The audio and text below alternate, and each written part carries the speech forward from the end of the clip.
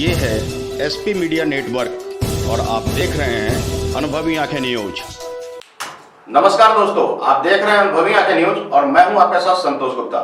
आइए देखते हैं दिल्ली की ये खास बड़ी खबर।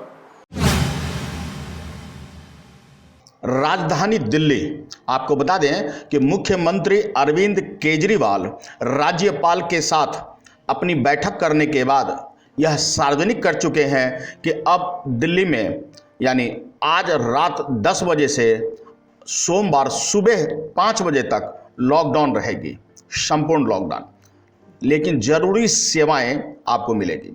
आज सुबह 11 बजे मेरी और एलजी साहब की मीटिंग हुई और इन सारे पहलुओं के ऊपर, सारी परिस्थिति के ऊपर काफ़ी विस्तार से बातचीत हुई और उस बातचीत के बाद हमें ये लगा कि दिल्ली का हेल्थ सिस्टम बड़ी मात्रा में और अधिक पेशेंट्स अब लेने में असमर्थ है। अगर हमने अभी लॉकडाउन नहीं लगाया तो कहीं ऐसा ना हो कि बड़ी त्रासदी हो जाए। हम किसी भी हालत में दिल्ली को उस परिस्थिति में नहीं ले जाना चाहते जहां कॉरिडोर के अंदर पेशेंट्स पड़े हैं, सड़कों पे लोग दम तोड़ रहे हैं। आज सभी परिस्थितियों का जायजा लेने के बाद आपकी सरकार को ये लगता है कि दिल्ली में कुछ दिन के लिए लॉकडाउन लगाना ज़रूरी है, तो आज रात को 10 बजे से अगले सोमवार को सुबह 5 बजे तक 6 दिन के लिए दिल्ली में लॉकडाउन लगाया जा रहा है। इस दौरान जाहिर है कि जो एसेंशियल सर्विसेज हैं वो जारी रहेंगी, खाने पीने की, मेडिकल व्यवस्थाओं की वो जारी रहेंगी। ये शादियों का सीज़न है, लोगों के बड़े मुश्किल से रिश्ते बनते हैं, हम उनके रिश्ते तोड़ना नहीं चाहते, तो लोगों की शादियां संपन्न हों, लेकिन केवल 50 लोगों के गैदरिंग के साथ संपन्न हो, उसके लिए अलग से पास दिए जाएंगे। इसके बारे में अभी थोड़ी देर में डिटेल्ड ऑर्डर जारी हो जाएगा कि कौन कौन सी चीज़ें जारी रहेंगी और कौन सी चीज़ों पर पाबंदी रहेगी। मैंने और एलजी साहब के हम दोनों ने निर्णय तब लिया है जब हमारे पास कोई उपाय नहीं बचा था। हमारे लिए निर्णय लेना आसान नहीं था, क्योंकि मैं समझ सकता हूं कि लॉकडाउन के दौरान किस तरह से लोगों के रोज़गार ख़त्म हो जाते हैं, लोगों की कमाई ख़त्म हो जाती है, और ख़ासकर सबसे गरीब तबके के लिए तो ये बेहद मुश्किल होता है। जो दिहाड़ी करके रोज़ कमाते हैं उनके लिए तो बेहद मुश्किल हो जाता है। पिछली बार जब देश में लॉकडाउन लगा था, हमने देखा कि किस तरह बड़ी संख्या में प्रवासी मजदूर अपने गांव जाने लगे थे। उनसे मैं ख़ास तौर से हाथ जोड़ के अपील करना चाहता हूँ, ये छोटा सा लॉकडाउन है, 6 दिन का, दिल्ली छोड़ के मत जाइएगा। आपको बता देते हैं कि दिल्ली में, राजधानी दिल्ली में शनिवार रविवार का पहले वीकेंड का लॉकडाउन किया गया था और उसके बाद दिल्ली के बढ़ते कोरोना के हालात, बदतर इंतजामी को दूर करने के लिए, इसे बेहतर बनाने के लिए 6 दिनों का लॉकडाउन लगा दिया गया है। कैब, मेट्रो, होम डिलीवरी से दुकान तक। आइए हम आज आपको बताते हैं कि 6 दिन की इस तालाबंदी में वह सब जरूरी बातें। दिल्ली में कोरोना के कारण बिगड़ते हालात की वजह से स्वास्थ्य सेवा चरमराई है। ऑक्सीजन बेड की कमी हो गई है, जिसको लेकर तमाम एहतियात बरते जा रहे हैं। कोरोना के बीच तेजी से प्रसार इनका रुके, इसके लिए लॉकडाउन लगा दिया गया है। 2 दिनों का लॉकडाउन हुआ, शनिवार और रविवार, और फिर आज सुबह जब यह लॉकडाउन खुली है तो इस बात की आवश्यकता महसूस हुई कि यह लॉकडाउन आगे भी बढ़ाना अनिवार्य होगा ताकि स्वास्थ्य सेवाओं को और बेहतर किया जा सके। बहरहाल आपको बता दें कि दिल्ली में हर 25,000 के मामले, यानी प्रतिदिन 25,000 के मामले सामने आ रहे हैं, जिसकी वजह से स्वास्थ्य व्यवस्था चरमरा गई है। इस महासंकट के बीच दिल्ली में एक बार फिर से लॉकडाउन लगा दिया गया है। आपको बता दें कि 2 दिनों के लॉकडाउन के बाद एकदम से फिर से 6 दिनों का लॉकडाउन, और अगर हम अब भी नहीं संभले तो निश्चित रूप से यह और भी भयावह होने वाली है। कोरोना का यह दूसरा लहर अब सीधा आपके फेफड़ों पर असर करती है और जिसको लेकर तमाम एहतियात बरती जा रही है। दिल्ली में रात 10 बजे से 26 अप्रैल तक सुबह 5 बजे तक लॉकडाउन लगाया गया है। केंद्र सरकार के मंत्रालयों, दफ्तरों में काम करने वाले अफसरों को लॉकडाउन के दौरान मिलेगी छूट। आपको बता दें, आई कार्ड दिखाना अनिवार्य होगा। स्वास्थ्य विभाग police, home guard, civil defence, fire service, सफाई, पब्लिक ट्रांसपोर्ट, कोरोना संबंधी काम से जुड़े लोगों को भी लॉकडाउन के दौरान आई कार्ड दिखाने पर छूट रहेगी। सभी जज, वकीलों, अदालत में काम करने वाले कर्मियों को आई कार्ड दिखाने के बाद एंट्री पास और परमिशन दिखानी होगी। सरकारी या प्राइवेट अस्पताल में काम करने वाले डॉक्टर, नर्स, स्टाफ को बाहर जाने की छूट होगी। अस्पताल, लैब, मेडिकल, ऑक्सीजन सप्लायर, इस क्षेत्र से जुड़े अन्य लोगों को भी बाहर जाने की छूट होगी। आई कार्ड दिखाना होगा।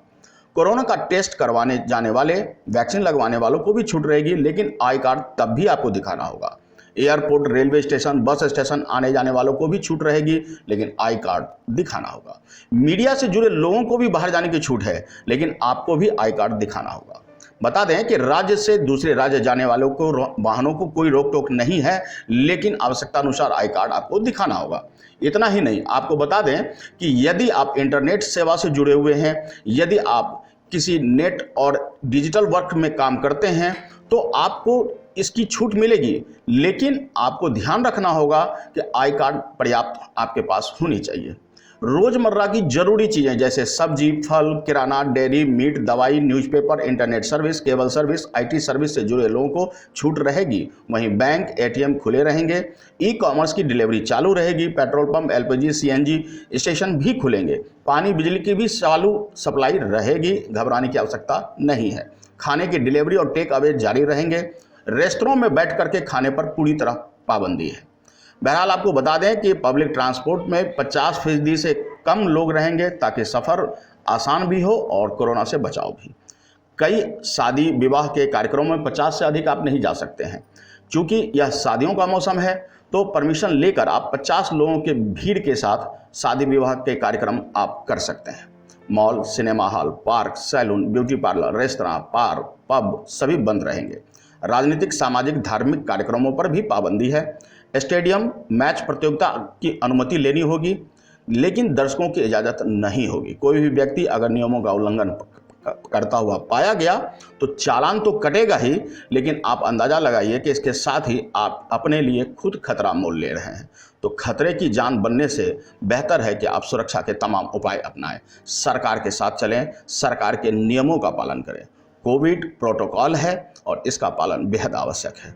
1 साल पहले इसने दस्तक दी थी, तब भी और अब भी, 1 साल बाद भी हम सब की लापरवाही इसे फिर से भयावह रूप और नई कोरोना नई ताकत के साथ हमारी जानलेवा बनती जा रही है। तो बचाव बेहद आवश्यक है। दिल्ली में रहिए। मुझे उम्मीद है कि ये छोटा लॉकडाउन है और छोटा ही रहेगा। मुझे पूरी उम्मीद है कि शायद बढ़ाने की ज़रूरत ना पड़े। आप दिल्ली में रहिए। यकीन मानिए, हम पूरी ईमानदारी के साथ सब मिल के लड़ेंगे तो जल्दी इस मुसीबत से छुटकारा पाएंगे। मैं आपको यकीन दिलाता हूँ, सरकार आपका पूरा ख्याल रखेगी। मैं हूँ ना, मुझ पे भरोसा रखिए। मेरी दिल्ली के सभी नागरिकों से अपील है कि ये निर्णय हमने बहुत मुश्किल से लिया है। आप सब लोग जानते हैं कि मैं लॉकडाउन के सख्त खिलाफ रहा हूँ। हमेशा से मैंने लॉकडाउन का विरोध किया है। मेरा ये मानना है कि लॉकडाउन से कोरोना ख़त्म नहीं होता, लॉकडाउन से कोरोना की स्पीड कम हो जाती है।